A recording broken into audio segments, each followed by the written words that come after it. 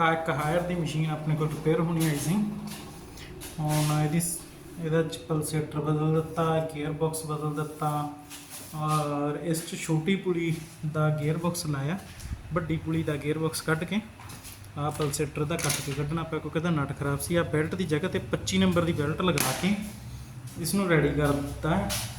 ਹੁਣ ਦੇਖੋ ਪ੍ਰੋਪਰ ਹੀ ਡਰਮ ਆ ਰਹੀ ਹੈ ਔਰ ਇਸ ਸਾਈਡ ਦਾ ਡਰਮ ਨਹੀਂ ਮਿਲ ਰਿਹਾ ਸੀ ਤਾਂ ਫਿਰ ਸਪੈਸ਼ਲ ਮੰਗਵਾ ਕੇ ਇਹ ਆਰ ਪਾਰ ਨਟ ਵਾਲਾ ਡਰਮ ਹੈ ਇਹ ਲਗਾ ਦਿੱਤਾ। ਔਰ ਇਸ ਦੀ ਸਭ ਤੋਂ ਵੱਡੀ ਪ੍ਰੋਬਲਮ ਸੀ ਡਰੇਨ ਦੀ, ਕਿਉਂਕਿ ਇਸ ਦਾ ਡਰੇਨ ਵਾਲਾ ਜੋ ਬਟਨ ਹੈ ਪੂਰੀ ਤਰ੍ਹਾਂ ਖਰਾਬ ਹੋ ਗਿਆ, ਇਹਦੇ ਦੁਬਾਰੇ ਚੱਲਿਆ ਨਹੀਂ ਕਿਉਂਕਿ ਇਹਦੇ ਵਿੱਚੋਂ ਇੱਕ ਲੌਕ ਟੁੱਟ ਗਿਆ ਸੀ। ਤਾਂ ਫਿਰ ਮੈਂ ਇਹਦਾ ਇੱਕ ਜੁਗਾੜ ਕੀਤਾ ਨਵਾਂ, ਜਿਹੜਾ ਕਿ ਤੁਸੀਂ ਵੀ ਕਰ ਸਕਦੇ ਹੋ ਆਪਣੀ ਕਿਸੇ ਵੀ ਮਸ਼ੀਨ 'ਚ।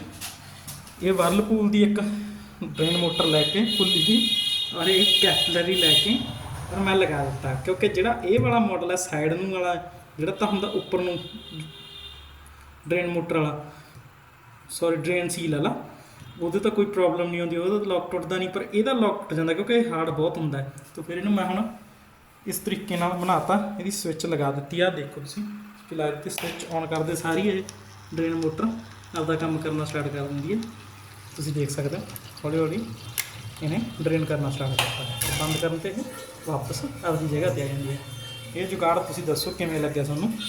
ਅਗਰ ਕੁਛ ਨਵਾਂ ਸਿੱਖਣ ਨੂੰ ਮਿਲਿਆ ਤਾਂ ਲਾਈਕ ਜ਼ਰੂਰ ਕਰੋ।